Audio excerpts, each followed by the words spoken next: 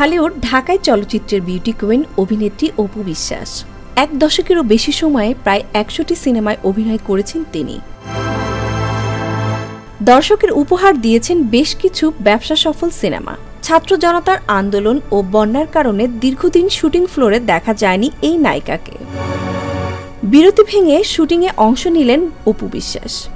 সম্প্রতি রাজধানীর মিরপুর স্টুডিওতে একটি ফ্যাশন হাউস ফটোশুটে অংশ নেন অপু বিশ্বাস।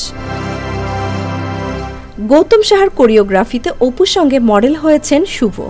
এছাড়া প্রথমবারের মতো মডেল হয়েছেন সাংবাদিক নেওয়াজ শুভ ও রুহুল আমিন ভুইয়া। ক্যামেরায় ফিরে অপু বিশ্বাস বলেন, বেশ কিছুদিন শুটিং করা হয়নি, শুটিংয়ে নিয়মিত হচ্ছি। এরই মধ্যে বেশ কিছু কাজ জমে আছে, পর্যায়ক্রমে কাজগুলো করব। অনিন্দম বিডি ফ্যাশন হাউজে ফটোশুট করছি, বেশ ভালো শ্যুট হয়েছে। সামনে বিজ্ঞাপন ফটোশুটের কাজও পর্যায়ক্রমে করব।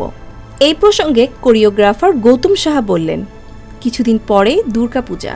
এই উৎসবে হিন্দু ধর্মাবলম্বীরা কেনাকাটা একটু বেশি করেন, এছাড়াও সাজগোজ করেন, তাই পূজার আগ মুহূর্তে পার্লার ও ফ্যাশন হাউসগুলোর ফটোশুট করে থাকেন।